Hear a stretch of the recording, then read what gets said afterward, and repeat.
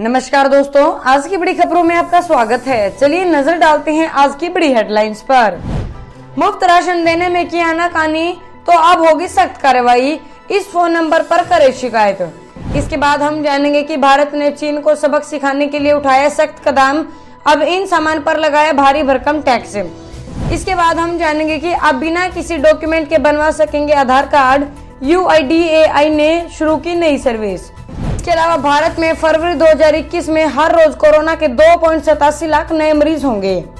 अगली बड़ी खबर में हम जानेंगे कि आम आदमी के हित में मोदी सरकार ने आज लिए 6 बड़े फैसले, जानलेवा नहीं उठाएंगे फायदा। आज की पहली बड़ी खबर में पेश है चीनी बीमारी का बिल्कुल ताजा अपडेट पूरे देश भर से। देश में कोरोना संक्रमितों की संख्या 7,69,052 हो गई है। बुधवार को रिकॉर्ड 25,559 मामले सामने आई। यह आंकड़े कोविड-19 के मुताबिक है। उधर इंडिया में रिकवरी रेट 74.57% से ज्यादा हो गया है। राज्य में 1,04,864 केस है, इनमें से 78,199 मरीज ठीक हो गए हैं। उधर बंगाल की मुख्यमंत्री ममता बनर्जी ने कहा गुरुवार शाम 5 बजे से राज्य के कंटेनमेंट जोन में लॉकडाउन लागू हो जाएगा। फिलहाल यह सिर्फ 7 दिन के लिए होगा, यदि जरूरत पड़ती है तो इसे और आगे बढ़ाया जा सकता है। मध्य प्रदेश में बढ़ रहे कोरोना के मामले को देखते हुए गृह मंत्री एवं स्वास्थ्य मंत्री नरोत्तम मिश्रा ने बुधवार को कहा कि अब रविवार को पूरे मध्य प्रदेश में टोटल लॉकडाउन रहेगा। दूसरे प्रदेशों से आ रहे लोगों से प्रदेश की परिस्थिति बदल रही है। प्रदेश में आने जाने वाले लोगों की बॉर्डर पर जांच होगी। चलिए बढ़ते हैं अगली खबर की तरफ। मुफ्त राशन देने में की आनाकानी तो अब होगी सख्त कार्यवाही, इस फोन नंबर पर करे शिकायत। पीएम मोदी की अध्यक्षता वाली कैबिनेट ने बुधवार को गरीब कल्याण अन्न योजना के विस्तार की मंजूरी दे दी है। इस बात की जानकारी खुद वित्त मंत्री निर्मला सीतारमण ने ट्वीट कर दी है। बता दें कि केंद्र सरकार ने पिछले दिनों में PMGKY के तहत 81 करोड़ से भी ज्यादा लोगों को नवंबर 2020 तक मुफ्त में अनाज देने का ऐलान किया था। साथ ही इस योजना में उन लोगों को भी अनाज दिया जा रहा है जिनके पास राशन कार्ड नहीं है। उनको इस योजना का लाभ उठाने के लिए आधार कार्ड होना जरूरी है। इस योजना के तहत गुलाबी, पीले और खाकी राशन कार्ड धारक को 5 किलो प्रति सदस्य गेहूं या चावल और 1 किलो दाल प्रति परिवार को फ्री में दिया जाएगा। मुफ्त राशन न देने पर होगी सख्त कार्रवाई। ऐसे में अगर किसी कार्ड धारक को मुफ्त अनाज लेने में दिक्कत आ रही है तो वह इसकी शिकायत संबंधित जिला खाद्य एवं पूर्ति नियंत्रण कार्यालय में या फिर राज्य उपभोक्ता सहायता केंद्र पर कर सकते हैं। चलिए जानते हैं अगली बड़ी खबर।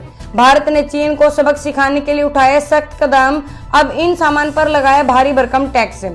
चीन को सबक सिखाने के लिए भारत कई तरह के कड़े कदम उठा रहा है। अब भारत ने चीनी आयात पर नकेल कसने के लिए चीन से आयात होने वाले कुछ मेजरिंग टेप और पार्ट्स एवं कंपोनेंट पर 5 साल के लिए एंटी डंपिंग ड्यूटी लगा दी है।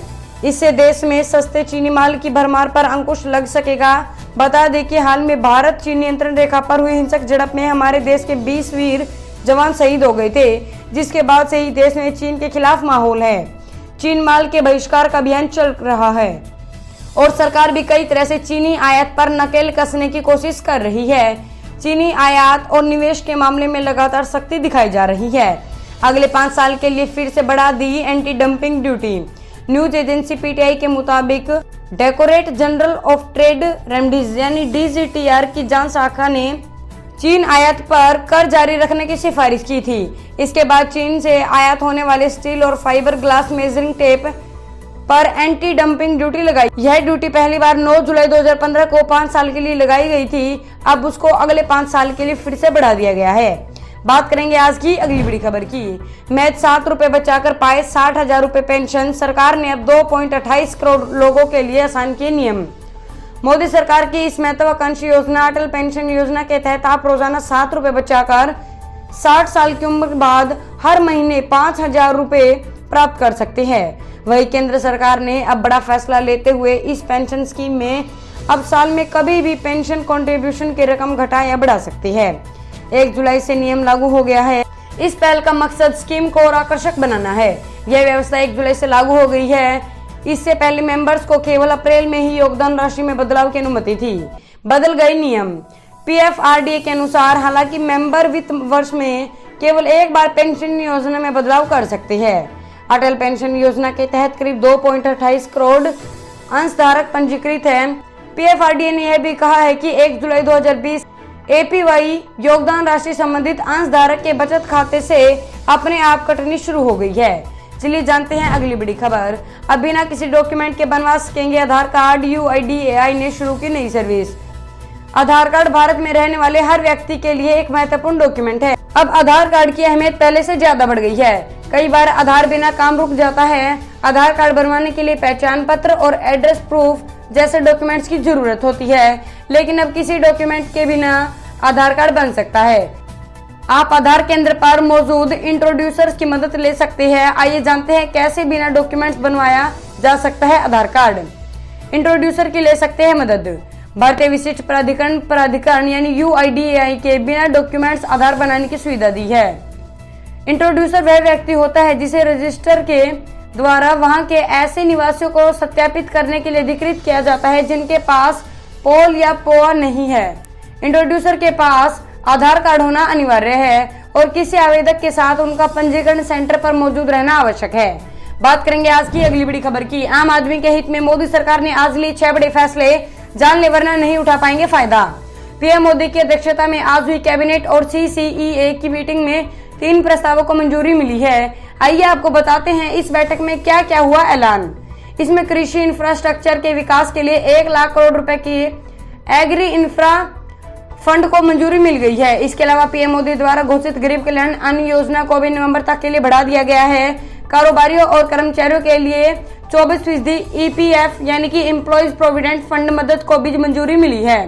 वहीं उज्ज्वला योजना के तहत फ्री LPG सिलेंडर योजना के एक्सटेंशन को भी मंजूरी दी गई है। आइए आपको बताते हैं इस बैठक में और क्या क्या हुए ऐलान। बात करेंगे आज की अगली बड़ी खबर की। 443 रुपए में 3 लाख का कोरोना कवर दे रही ये एयरलाइंस इस कंपनी के साथ मिलाया हाथ। Low cost airline spice jet ने कोरोना काल में यात्रियों की सेफ्टी के लिए कोविड-19 इंश्योरेंस कवर दे रही है। स्पाइस जेट के यात्री न्यूनतम 443 रुपए प्रीमियम का भुगतान कर कोरोना वायरस हॉस्पिटलाइजेशन के लिए इंश्योरेंस कवर ले सकते हैं। एयरलाइंस ने एक प्रेस विज्ञप्ति में कहा, यात्री सालाना कम से कम 443 रुपए से लेकर 1564 रुपए GST के साथ प्रीमियम का भुगतान कर 50,000 रुपए से 3 लाख रुपए तक का इंश्योरेंस कवर ले सकते हैं। यात्री अपनी जरूरत के हिसाब से इंश्योरेंस पैकेज चुन सकते हैं। ये इंश्योरेंस कवर ऑप्शन होगा। स्पाइस जेट ने इंश्योरेंस कवर के लिए गो डिजिटल जनरल इंश्योरेंस लिमिटेड के साथ हाथ मिलाया है। गो डिजिट के digit illness group insurance policy के तहत इंश्योरेंस कवर मिलेंगे। एयरलाइन ने कहा, इस इंश्योरेंस में अस्पताल खर्च और सभी हॉस्पिटलाइजेशन के बाद के खर्च 30 और 60 दिन के लिए कवर होंगे। इस कवर में टेस्ट, मेडिसिन और कोरोना वायरस पॉजिटिव होने पर परामर्श भी शामिल है। चलिए जानते हैं अगली बड़ी खबर। LED लाइट का करे कारोबार, सिर्फ 5,000 रुपए का खर्चा और फिर झमाझम पैसे की बरसात। देश में इन दिनों लाइट के नाम पर सिर्फ LED लाइट की ही डिमांड होती है। इसकी वजह है कि ये एक तो जल्दी फ्यूज नहीं होता और दूसरा इसे बिजली भी खूब बचत होती है। इन दिनों पॉपुलर होने की वजह से ज्यादातर दुकानदार भी सिर्फ यही लाइट रखते हैं, इसलिए ज्यादातर विशेषज्ञ अब इसके कारोबार से जुड़ने की सलाह देते हैं। हम बता रहे हैं कैसे जुड़ सकते हैं आप इस कारोबार से। शुरू करें अपना business.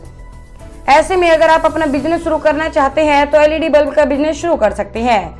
Ministry of micro, small and medium enterprises यानी MSME के तहत कई संस्थान LED बल्ब बनाने की ट्रेनिंग दे रही है। चलिए जानते हैं अगली बड़ी खबर। क्या उत्तर कोरिया ने फिर शुरू कर दिया परमाणु कार्यक्रम? सैटेलाइट तस्वीरों से पैदा हुई आशंका। अलग थलग पड़े उत्तर कोरिया ने क्या फिर से अपने परमाणु कार्यक्रम पर काम शुरू कर दिया है? यह सवाल खड़ा हुआ है नई सैटेलाइट तस्वीरों से, जिनसे पता चलता है कि उत्तर कोरिया संदिग्ध परमाणु परिसर में गतिविधियों को अंजाम दे रहा है। CNN के अनुसार माना जा रहा है कि सैटेलाइट तस्वीरें उत्तर कोरिया के परमाणु कार्यक्रम से जुड़ी है। जिस स्थान पर यह विवादित परमाणु परिसर है वह राजधानी प्योंगयांग के पास वोलीरी गांव में है, जिसे काफी समय तक सबकी नजरों से छिपा कर रखा गया था। James Martin centre for non proliferation studies के शोधकर्ताओं द्वारा पहली बार 2015 में इस परिसर की पहचान की गई थी। अगली बड़ी खबर। भारत में फरवरी 2021 में हर रोज कोरोना के 2.87 लाख नए मरीज होंगे। अमेरिका के मैसाचुसेट्स इंस्टीट्यूट ऑफ टेक्नोलॉजी की माने तो भारत के लिए बेहद डराने वाली खबर है। MIT की रिसर्च टीम का दावा है कि अगर कोरोना की वैक्सीन नहीं बनती है तो भारत में अगले साल फरवरी में रोजाना 2.87 लाख महामारी की चपेट में आएंगे। MIT की रिसर्च टीम ने जो रिपोर्ट दी है उसे SEIR के आधार पर तैयार किया गया है। गणित पर आधारित ये मॉडल किसी भी संक्रामक बीमारी के मामले में विशेषज्ञों द्वारा इस्तेमाल किया जाता है। MIT की रिसर्च टीम के मुताबिक अगर वैक्सीन नहीं बनती है तो मई 2021 तक पूरी दुनिया में कोरोना मरीजों की तादाद करीब 25 करोड़ तक पहुंच जाएगी। उनके मुताबिक भारत अगले साल फरवरी के आखिर तक कोविड-19 वायरस से सबसे ज्यादा प्रभावित देश होगा। चलिए जानते हैं अगली बड़ी खबर। यस बैंक में अपनी हिस्सेदारी और बढ़ाने को तैयार SBI FPO में 1760 करोड़ रुपए लगाएगा। देश का सबसे बड़ा बैंक SBI मुश्किलों में फंसे यस बैंक में अपनी हिस्सेदारी बढ़ाने के लिए और 1760 करोड़ रुपए लगाएगा। स्टेट बैंक ने बुधवार को कहा कि वह यस बैंक के फॉलो ऑन पब्लिक ऑफर यानी FPO में 1760 करोड़ रुपए का निवेश करेगा।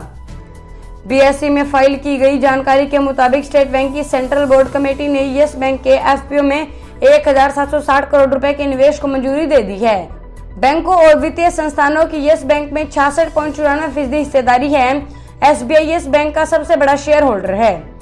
बैंक में इसकी हिस्सेदारी 48.21% है। एक्सिस बैंक की हिस्सेदारी 7.95 और एक्सिस बैंक की हिस्सेदारी 4.78% है।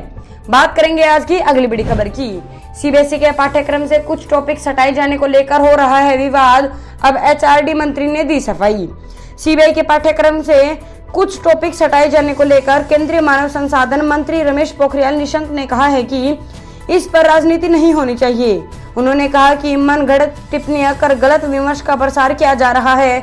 मंत्री का यह बयान कोरोना वायरस संक्रमण के कारण पैदा हुए हालात के चलते CBSE के पाठ्यक्रम को कम करने संबंधी विवाद के बीच आया है। विपक्ष का आरोप है कि एक खास तरह की विचारधारा को आगे बढ़ाने के लिए भारत के लोकतंत्र और बहुलतावादी संबंधी पाठों को हटाया जा रहा है। निशंक ने इस संबंध में कई ट्वीट किए। उन्होंने लिखा, CBSE के पाठ्यक्रम में कुछ टॉपिक्स को हटाए जाने के बारे में बहुत सी मनगढ़ंत टिप्पणियां की जा रही है। इन टिप्पणियों के साथ समस्या यह है कि वे गलत विमर्श को फैलाने के लिए चुनिंदा विषयों को जोड़कर सनसनीखेज बना रही है। दोस्तों, इस वीडियो को लेकर आपका क्या कहना है हमें कमेंट करके जरूर बताइए। वीडियो को लाइक करें और चैनल को सब्सक्राइब करके घंटी के बटन को दबाएं। साथ ही साथ अपने दोस्तों के साथ इस वीडियो को ज्यादा से ज्यादा शेयर करें।